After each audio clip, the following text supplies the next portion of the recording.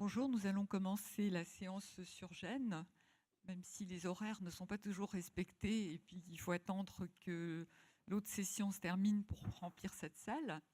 Mais je vais faire un peu vedette américaine pour chauffer la salle en attendant que tout le monde vienne.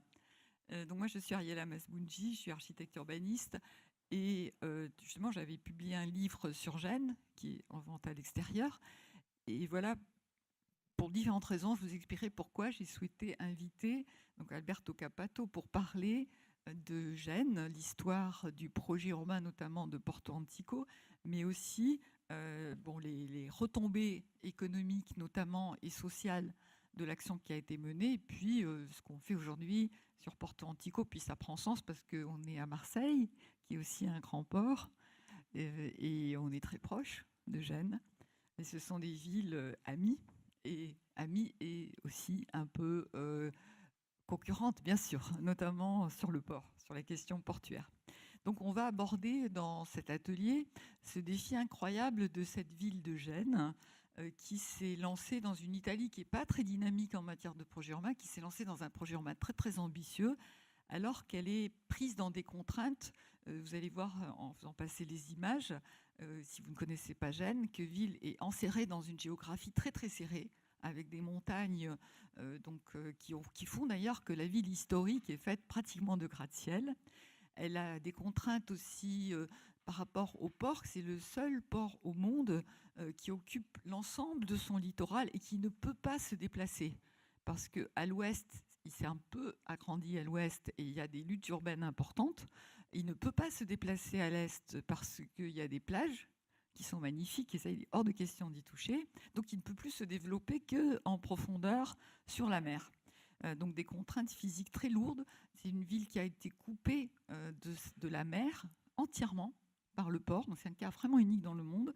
C'est aussi une ville où le centre est coupé de la mer par ce qu'on appelle la sopra elevata, c'est-à-dire cette voie en viaduc, un peu comme il y avait à Marseille, qui a été enterrée à Marseille et que vous avez enterrée sur une petite portion. Et il y a toujours ce fantasme de faire disparaître la sopra elevata. Et puis, il y a aussi des contraintes financières. C'est une ville qui n'est pas une ville riche, c'est une ville qui est toujours dans des contraintes financières très très lourdes. Et malgré ça, elle a osé un projet urbain très très ambitieux, pas seulement sur le Vieux-Port, mais sur la recomposition du centre, sur le développement de la vallée industrielle, etc. Ce qui nous intéresse, c'est qu'en fait, Gênes fait partie de ces villes qui se sont engagées dans des projets ambitieux parce qu'elle était dans la situation marche ou crève. Il fallait vraiment se réinventer. Il ne faut pas oublier que Gênes a été une ville-monde. C'est une ville qui a dominé le monde à travers l'histoire, qu'on peut lire dans le livre de Jacques Attali, Une brève histoire de l'avenir. Et vous avez perdu 300 000 habitants. Donc c'est une ville qui est passée de 900 000 à 600 000 et même plus bas et qui maintenant remonte la pente. Donc c'est un défi très très intéressant, surtout dans un pays au fond qui a magnifiquement conservé ses centres historiques, mais qui n'a pas vraiment engagé des projets urbains d'envergure comme on connaît en France. Alors, ils ont fait comment? Et ça, Alberto va vous l'expliquer mieux que moi. Mais pour résumer, cette ville s'est engagée dans des grands événements. Et on avait rappelé le livre Penser la ville par les grands événements. Et les grands événements, il y a 92, le 500e anniversaire de la découverte de l'Amérique par Christophe Colomb, qui était génois, que tout le monde sait. Et puis ensuite, vous avez fait le G8, et après, vous avez été capitale de la culture en 2004. Et ça vous a aidé à changer la ville progressivement. Mais surtout, enfin moi, c'est l'époque que j'ai connue, c'est-à-dire qu'il y a eu des édiles très, très, très éclairés, c'est-à-dire des décideurs. Ça marche jamais autrement d'ailleurs, ce projet en main des villes, un maire très ambitieux, un patron du port aussi remarquable, et cette société que vous dirigez aujourd'hui, qui a été présidée par un homme exceptionnel qui était Renato Pico. Et c'est ce patrimoine d'hommes qui s'entendaient très bien avec aussi le patron de la Chambre de commerce, qui ont fabriqué cette capacité à agir, parce que, en fait, quand on met tous les pouvoirs publics ensemble, ça fait levier. Ça fait levier et ça a été très extraordinaire. Alors, est-ce que ça continue? Ça, c'est vraiment la question qu'on va se poser aujourd'hui, parce que les hommes ont changé. Vous avez eu des maires peut-être un peu moins entreprenants. Le patron du port a changé. Renato Pico est parti. Et est-ce qu'on peut continuer cette dynamique avec d'autres hommes? Comment ça se resitue?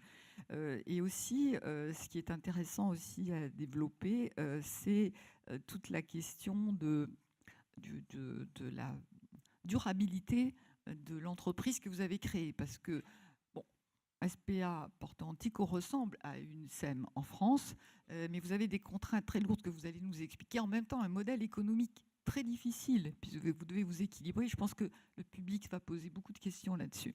Donc voilà, sans développer davantage, je vais présenter un peu Alberto Capato, qui est génois. Il est né à Gênes. Et je fais juste une parenthèse. Gênes, c'est une ville de gens qui travaillent. C'est des gens qui ne parlent pas beaucoup. C'est pas l'italien comme on a l'idée de l'italien. C'est des Italiens de peu de paroles. Ils sont parcimonieux. C'est des bosseurs. C'est le nord de l'Italie. Donc, il faut avoir conscience de ça. Donc, vous êtes génois. Vous dirigez Porto Antico. Vous êtes économiste et ingénieur. Et également enseignant. Vous avez été enseignant, vous l'êtes toujours peut-être. Voilà. Alors en Italie, c'est plus important d'être enseignant que tout le reste. Un professeur, et c'est titre suprême, c'est plus important que maire. Et il est aussi vice-président de l'Institut international des communications. Il est président de la section tourisme et culture de Confindustria Genova. Donc vous voyez, un palmarès important. Et surtout, il parle un français que vous n'imaginez pas, vous allez voir. Tout à fait parfait. Alors Alberto, comment a commencé cette affaire de ce projet en bain très ambitieux de Gênes? Merci Madame pour cette présentation. Je m'excuse avec le public parce qu'avec cette lumière, je n'arrive pas vraiment à vous voir dans les yeux. C'est vrai. Alors, l'image que Madame Masboudji vous a présentée, c'est une image très positive d'une ville qui a connu une période très difficile. Elle a cité qu'on a perdu une grosse partie de notre population.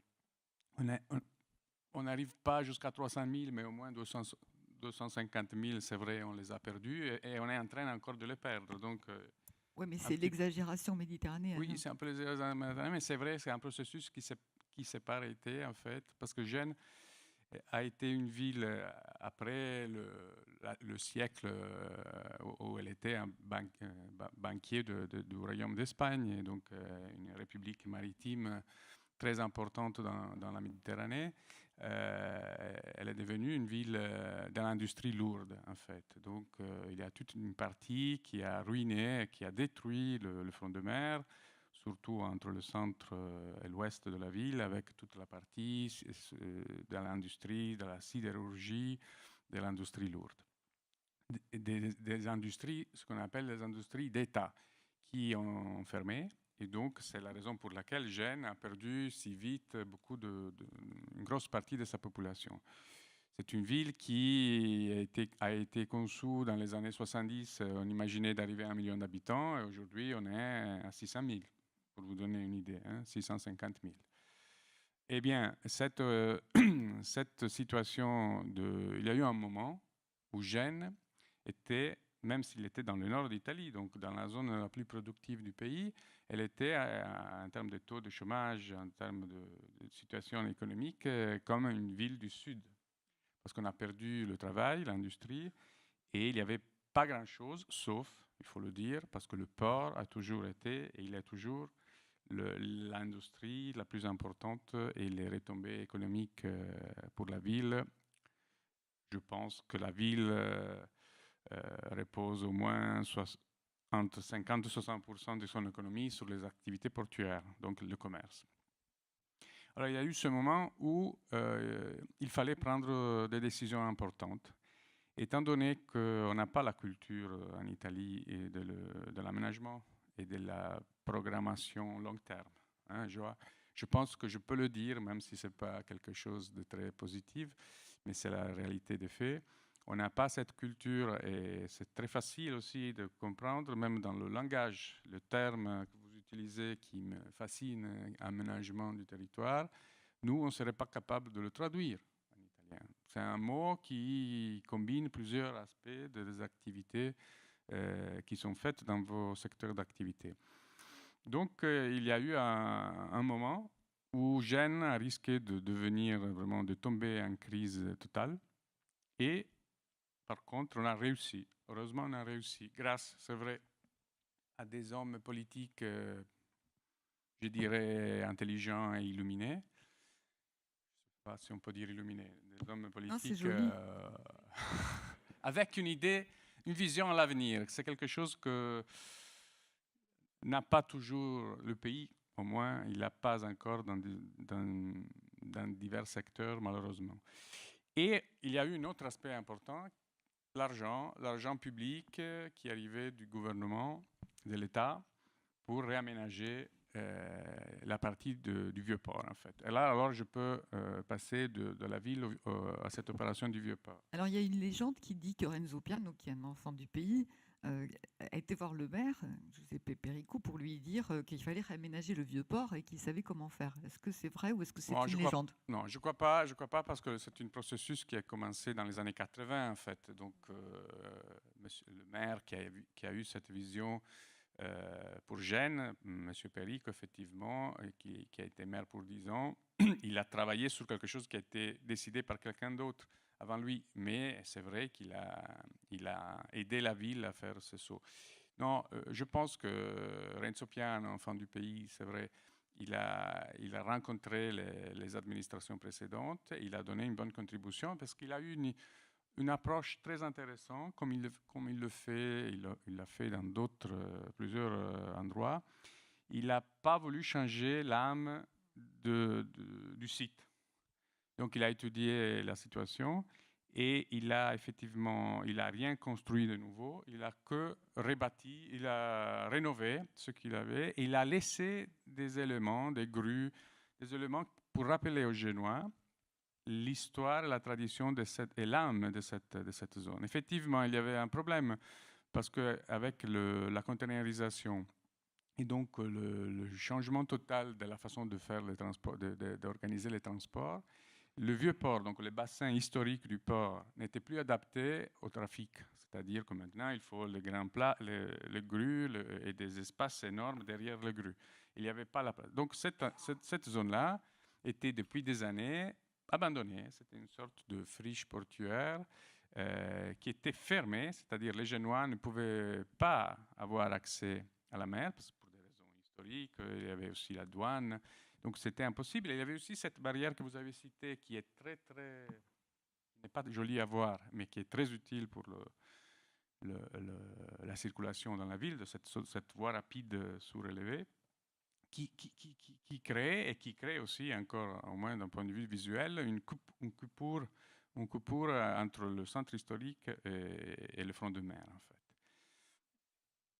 Cette zone était donc fermée. Alors, là, avec une somme très importante j'ai fait le calcul, c'était autour de 750 milliards d'anciennes lires, donc autour de 400 millions d'euros, hein, pour faire vite, ont été utilisés pour rénover en occasion d'une date, parce qu'on avait une date butoir. Il fallait terminer pour le 15 mai 1992 parce qu'il y avait une exposition internationale pour fêter l'anniversaire de 500 ans de la découverte de l'Amérique par Christophe Colomb. Et donc, on a eu cette nécessité de terminer les travaux et on a réussi, en fait. Vous disiez que la date est aussi importante que l'argent. Toujours a été pour Gênes, toujours été important parce qu'après 1992, on a eu le 2001, les fameux sommets G8 qui a mis Gênes à la une dans le monde entier pour des raisons qui n'étaient pas géniales. Il y avait eu un mort, je crois. Il y avait eu un mort.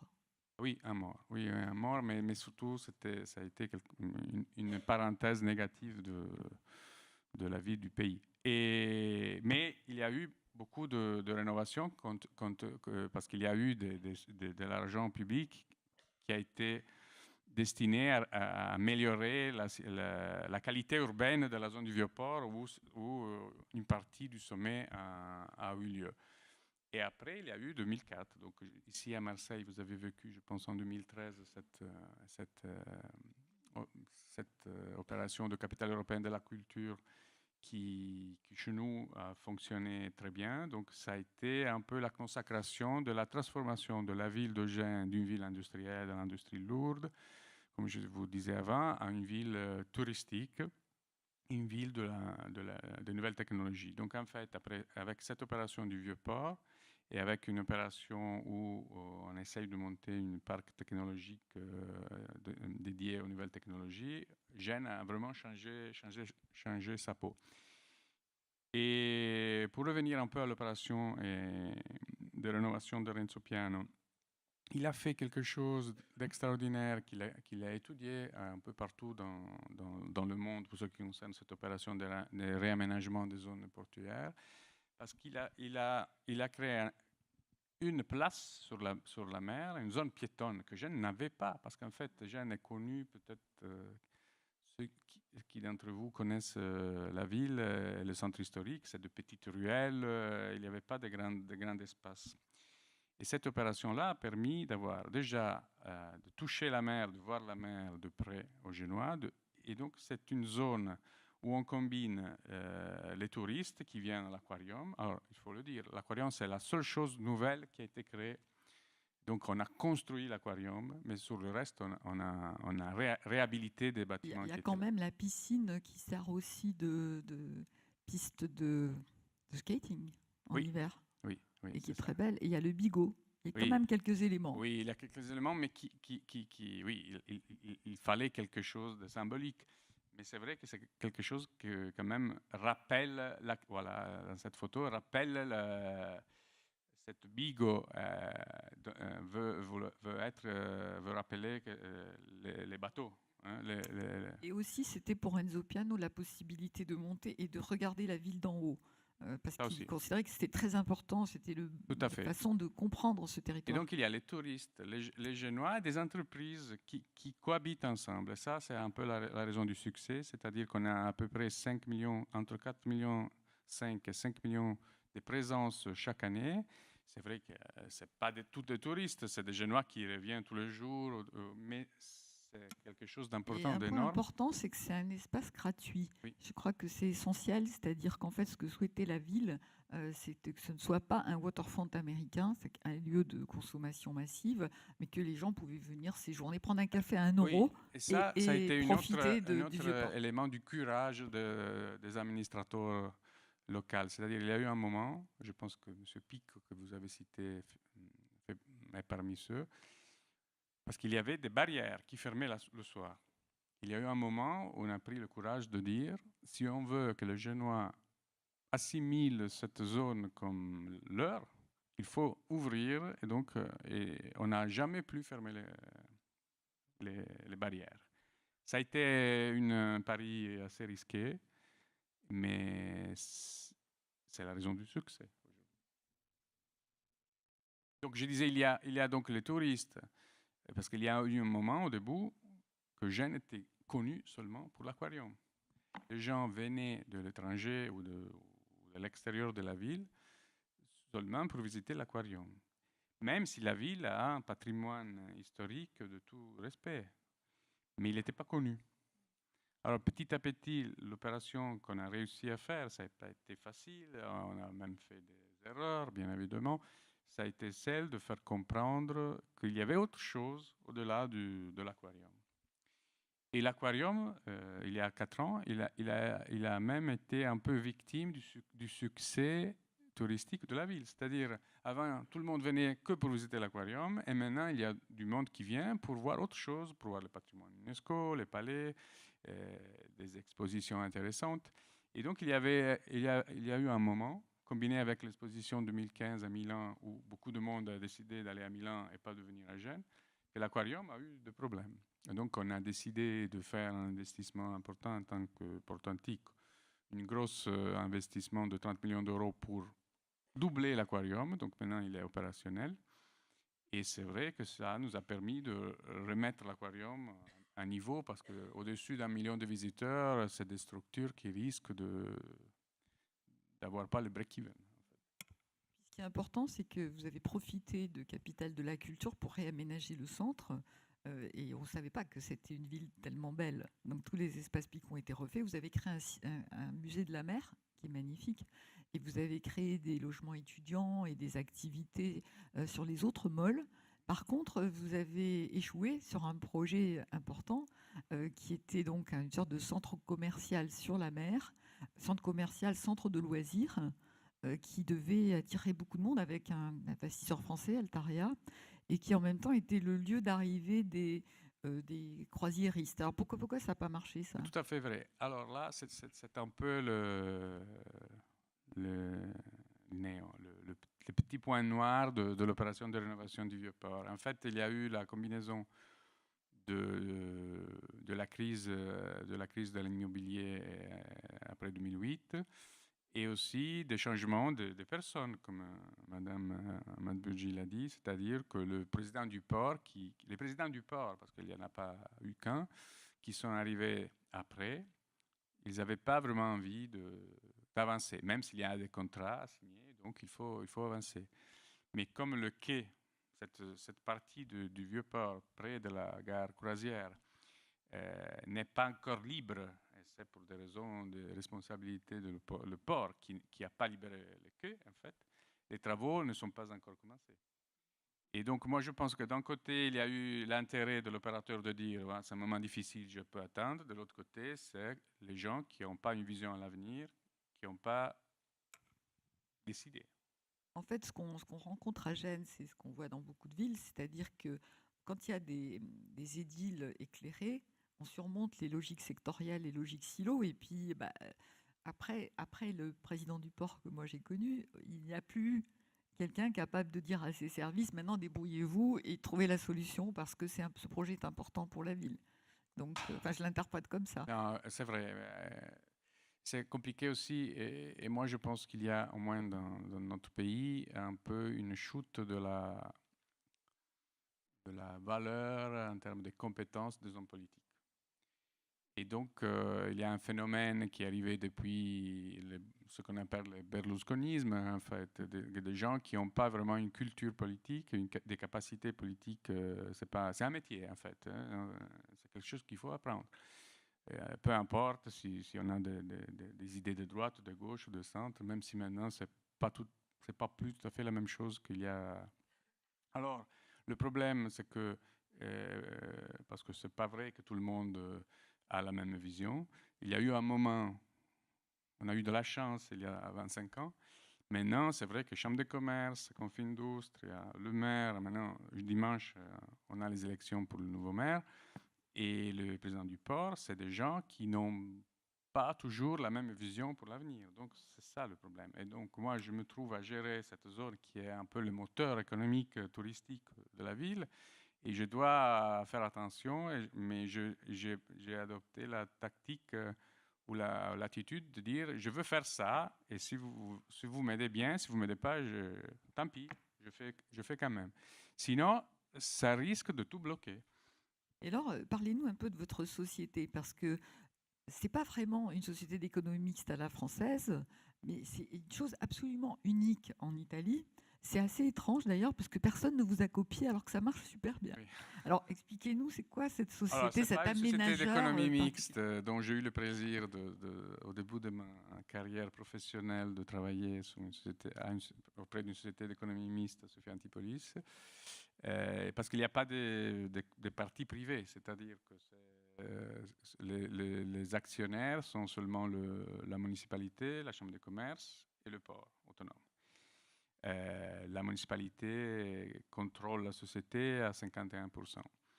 Alors, le modèle, nous avons une concession. Alors, le foncier, il était de l'État, il a été transféré à la ville. La ville nous a transféré en concession jusqu'à 2050 et très probablement jusqu'à 2100 le foncier. Et nous, on doit gérer le foncier pour garder la qualité urbaine de la zone. Donc, on n'a jamais reçu de fonds publics après la restauration, après la rénovation. C'est-à-dire, donc, la société, depuis qu'elle est née, n'a jamais reçu de fonds publics. Et donc, elle agit un peu comme un privé, même si les actionnaires sont publics. Et la chose qui a fait que jusqu'à maintenant, on a bien réussi, c'est que on paye un loyer à la municipalité qui nous a donné les aires, le foncier, mais qui est variable, c'est-à-dire on paye le 50% du bénéfice qu'on produit chaque année. Avec Et l'idée, d'où viennent les bénéfices? le bénéfice vient de location des espaces, de l'immobilier qu'on a, parce qu'on a des bâtiments, on a des sociétés, comme je disais, on a Gardez l'aquarium, la propriété on d'un a certain nombre de bâtiments. pas la propriété, oui, La gestion. on gère des bâtiments et l'aquarium aussi. À travers une société opérationnelle, mais nous, on a un pourcentage des ventes de l'aquarium. Et ça nous génère un chiffre d'affaires autour de 15-16 millions chaque année. Ce n'est pas énorme, mais quand même, c'est intéressant. Et le 50% de cette somme, du bénéfice, donc ça peut être 300 000, 500 000, 1 million, ça dépend des années, est donné à la municipalité. Mais l'objectif qu'ils nous demandent est celle de pas donner un loyer important, parce qu'on doit tout réinvestir sur la qualité sur des activités. Parce que notre mission est aussi d'animer cette zone. Parce qu'en fait, c'est vrai il y a eu la rénovation, mais après, il faut faire vivre tout cela et il faut faire en sorte que les gens viennent et vivent le Vieux-Port. On est contrôlé, bien évidemment, sous nos dépenses. Donc, je ne peux pas dépenser n'importe comment, bien évidemment. Mais c'est très intéressant comme modèle. Tout en plus qu'avec cette histoire, cette évolution positive des moyens de transport, par exemple de low cost, alors une fois, notre bassin d'influence était le nord d'Italie. Et aujourd'hui, il faut que je m'organise, j'ai des activités telles que, parce qu'une famille de Vérone peut décider de venir un week-end à Gênes, mais avec la même somme, elle peut prendre un vol low cost, aller à Dublin. Et donc, c'est un risque énorme pour nous, pour notre modèle économique. Et il faut aussi considérer que notre petit aéroport, même s'il est en train d'avoir une petite croissance, ne fait pas encore assez d'incoming. Et donc là, je risque en ce moment de perdre plus de ce que je peux gagner avec cette affaire des nouvelles destinations touristiques, en fait. Vous avez en permanence des défis et vous investissez dans des nouveaux projets. Ah et oui, c'est notamment nécessaire. un projet avec Renzo Piano, que vous avez évoqué. Mais par contre, vous avez abandonné un projet génial que Renzo Piano avait, c'était de déplacer en fait l'aéroport sur la mer. Oui. Et du coup, de récupérer les terres de l'aéroport comme arrière-port. Et je me rappelle que Péricou voulait investir là-dessus. Il disait, c'est Oui, génial, ça prépare l'avenir. Ça, vous avez abandonné. Mais c'était impossible d'un point de vue technique. C'est-à-dire c'était une vision extraordinaire, mais par exemple, seulement pour vous donner une idée, la piste de l'aéroport, elle n'aurait jamais pu supporter le poids de conteneurs. C'est bien pour les avions, mais 3, 4, 5 conteneurs empilés, elle ne serait pas capable de tenir. Donc, la piste de l'aéroport actuel transformée en quai pour bateau, ça ne serait pas possible. Donc, il faudrait faire des investissements énormes. Donc, c'était un très beau fresque, mais qui n'était pas trop cher à réaliser, en fait. Maintenant, Renzo Piano, il y a 2 ans, il a refait un autre projet, plus petit, très intelligent, pour compléter la rénovation du front de mer, du Vieux-Port jusqu'à l'est de la ville. Et donc là, maintenant, on est aux activités d'affinement du projet, en fait. Ce sera quelque chose d'assez long, parce que c'est des investissements importants, et il n'y aura pas de financement public. Donc et vous allez inventer un nouvel événement, alors, comme vous avez toujours fait, non? Ah oui, bien Pour sûr. avoir de l'argent public. Il faut trouver une excuse importante pour avoir cette date et dire il faut qu'on arrive à terminer l'opération. Voilà, c'est vrai. Et alors, est-ce qu'il y a, puisque finalement l'objectif du projet Urbain de Gênes, c'était de régénérer l'économie de la ville. Est-ce que ça a marché? Est-ce que ça va mieux? Est-ce Oui, que... oui, ça a marché. On a des calculs. Déjà, la ville, elle est comme aujourd'hui grâce à cette opération. Ça, c'est clair, il faut le dire. C'est-à-dire que seulement cette opération n'aurait pas pu générer ce qu'il génère aujourd'hui, mais grâce au patrimoine historique et culturel de la ville, cette opération a été le moteur de la renaissance de la ville. On a calculé des retombées intéressantes entre 60 et 70 millions chaque année, donc avec retombées directes et indirectes. Et aussi, en termes de notoriété de la ville, on gère aussi le centre de congrès de la ville au sein du Vieux-Port, qui, même si c'est des structures assez lourdes et qui coûtent très cher, on arrive à réaliser beaucoup d'événements internationaux. Et l'an dernier, on a eu 150 000 congressistes. Donc, ça a été quelque chose d'important, avec des retombées elles aussi importantes, parce que c'est des nuits d'hôtel, des taxis, des restaurants. Donc, c'est une retombée économique très intéressante. Alors, on n'a pas le temps d'évoquer ici un certain nombre de choses vraiment intéressantes aussi dans cette ville, c'est-à-dire la lutte contre l'étalement urbain. C'est vraiment une ville qui est dans ses murs, qui se développe sur elle-même. C'est aussi une ville qui a développé sa vallée industrielle avec des nouvelles technologies. Et donc, il y a vraiment une très, très grande ambition sur plusieurs registres. Bon, on ne peut pas présenter tout ça aujourd'hui. Mais par contre, je pense que vous avez des questions et que ça vous intéresserait d'en savoir plus sur les méthodes Oui, c'est italiennes de Gênes. peut-être une dernière petite remarque.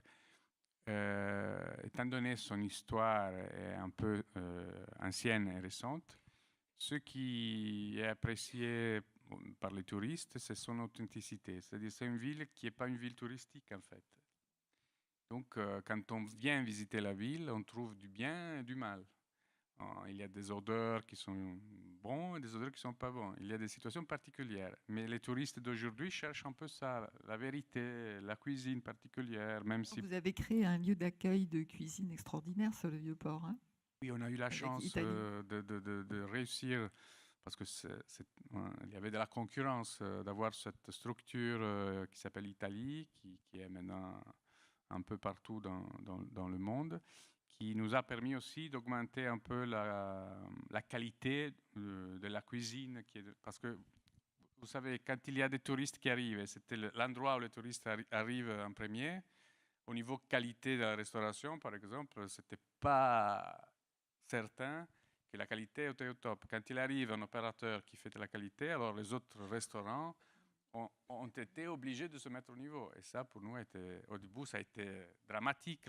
Il y avait Moi, j'avais à la porte tous les jours les restaurateurs qui disaient « Ah, mais je ne peux plus travailler avec ce monsieur qui arrive avec 2000 mètres carrés de surface de vente. » Après, maintenant, ça marche et ça marche très bien. Parce que la gastronomie, ça fait partie aussi vraiment des qualités de Gênes. Hein. Oui, mais il faut Et de venir, l'Italie en général, et mais de Gênes tester. en Je particulier. pense Voilà, c'est que pas loin, hein, vous pouvez y c'est aller. pas loin, il faut venir et tester. Alors, est-ce que vous avez des questions? Parce que moi, je peux continuer à l'interviewer pendant 1 heure, hein, mais j'imagine que vous avez des questions. On ne vous voit pas du tout. Hein. Oui, en attendant, peut-être, on n'a pas parlé de l'avenir. Alors, Oui. ce qui est intéressant, c'est qu'on est en train de gérer toute ce qu'on appelle la transition énergétique pour faire en sorte de réduire les émissions polluantes. Par exemple, tous les méga yachts que vous voyez au quai maintenant sont branchés à l'électricité, donc ils arrêtent les générateurs. On a une production photovoltaïque d'énergie assez importante depuis 2 ans. On aura peut-être de l'éolienne avec une pale éolienne dessinée encore une fois par Renzo Piano. Et il y a aussi toute une série d'interventions qu'on ne voit pas, mais qui sont très importantes pour rendre plus efficient la climatisation, le chauffage des bâtiments, qui fait du bien. C'est seulement sur Porto Antico ou sur Oui, l'ensemble de oui, Gênes? oui, non, Porto Antico. Mais est-ce que ça sert Moi, un je peu de gère là, pour le modèle? moment, Oui, je je peux que sais. faire ça. Mais est-ce que vous faites école dans la ville ou pas du Oui, tout? bien sûr. Non, mais on fait école, ce qui est assez extraordinaire et un peu étonnant. Et cette approche que j'ai, très calme, tranquille, mais en étudiant les choses, si je n'ai pas le feu vert, mais je n'ai pas la motivation pour laquelle j'avance, quand même.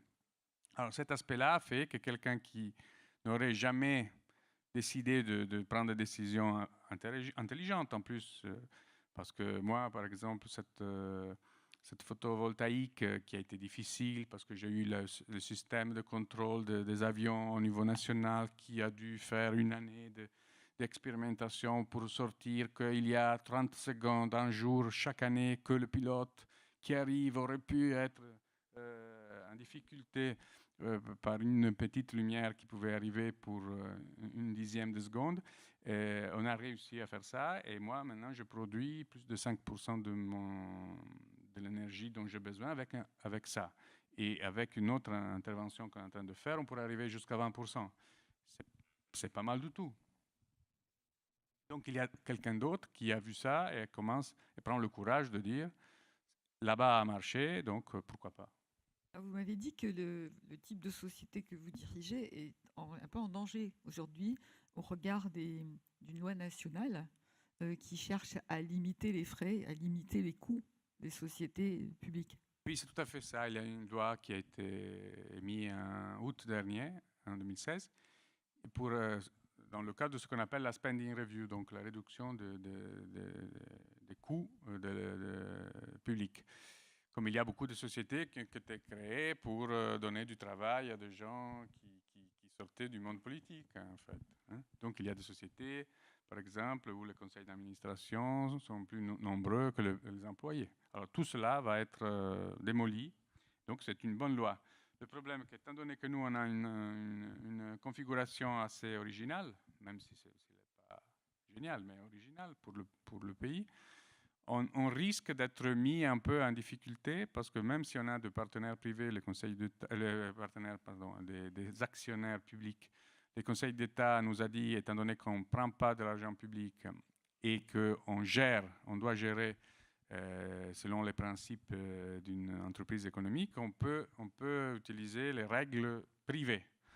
Avec cette loi, on serait obligé, étant donné qu'on a des membres, des actionnaires publics, de devenir comme une mairie. Et en devenant comme une mairie, il y a toutes des procédures, des tas de procédures qui sont correctes, qui sont logiques, qui sont aussi saines, mais qui sont très lourdes et avec une structure petite, parce que moi j'ai 40 employés, je n'ai pas beaucoup de monde. Et si je dois acheter ou faire un investissement, je dois garantir la transparence, je suis contrôlé, l'alternance, mais je ne suis pas obligé de faire du marché comme je serais obligé de faire si j'étais un établissement public. Alors là, il y a le fort risque, mais on va s'organiser, qu'on devienne public. Alors ça va dire que j'aurai un peu plus de mal à démarrer le projet, mais on le fera quand même. Voilà, ça c'est la volonté qui surmonte les obstacles. Vous êtes un peu inquiet parce que là vous avez des élections municipales bientôt, mais comme vous savez faire, j'imagine que vous y arriverez.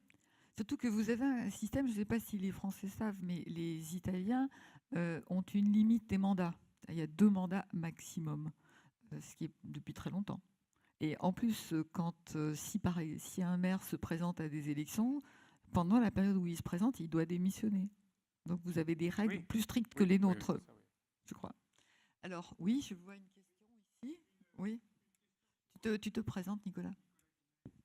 Marseille Rénovation Urbaine, une grosse interrogation sur votre gestion du centre-ville, superbe juxtaposition de palais, mais un tout petit peu sombre quand même aujourd'hui par rapport à des aspirations d'habitat. Et ma question, comment une ville qui a perdu 200 à 300 000 habitants maintient une attractivité résidentielle dans un centre aussi dense et qui n'est pas forcément au canon des aspirations des Méditerranéens. Enfin, on le voit dans d'autres villes du sud-est de la France. Le centre n'est pas forcément le lieu privilégié d'habitants. Question très intéressante. Donc, il y a eu un phénomène d'essayer grâce à l'opération du Vieux-Port, il y a eu la possibilité d'améliorer l'atmosphère du centre historique qui posait problème, même de sécurité, hein, ça c'est clair. Et on a réussi, pas complètement, mais on a réussi pour la plus grande partie, avec une opération aussi pour une faculté universitaire qui a été mise à l'intérieur du centre historique dans une ancienne structure religieuse. Et tout cela généré avec tous les étudiants qui tous les jours vont à l'université et qui habitent le centre historique, ça a généré un élément important, comme la faculté d'économie. C'était la faculté d'architecture dans le centre-ville historique, et la faculté d'économie qui se trouve dans la Darse, donc près de chez nous. Et tout cela génère des mouvements quotidiens et aussi généré, après la rénovation, beaucoup de jeunes qui ont décidé d'aller habiter dans le centre historique. Donc, il y a eu des rénovations importantes, même des rénovations qui ont été faites grâce à des aides, c'est-à-dire fiscaux, Oui, que il y a eu l'État un lourd a investissement mis de en la place ville. Hein, pour faire s'il y a des rénovations qui sont faites, on récupère en 10 ans 50% de l'investissement. Donc ça a généré une dynamique très intéressante. Et donc, on ne peut pas dire qu'on a terminé, on a conclu le processus virtuel, positif, virtueux, pardon, pas virtuel, c'est autre chose. Et il y a eu un moment où même les prix des logements dans le centre historique ont augmenté. Maintenant, il y a un moment avec un taux d'immigration qui est revenu important. Il y a un moment de petite chute, mais c'est la chute au niveau de l'immobilier dans toute la ville, même dans les quartiers riches.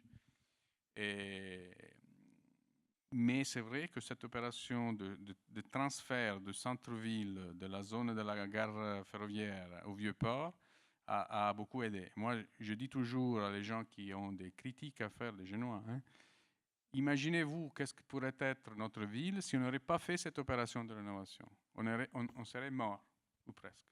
Donc c'est vrai, il faut voir le verre à moitié plein. Mais c'est vrai qu'il y a encore du travail à faire, ça c'est clair. Et il y a des élus qui sont venus habiter de façon militante le centre-ville, d'autant que dans le centre-ville, vous avez des logements avec à l'intérieur des fresques incroyables et des agences d'architecture.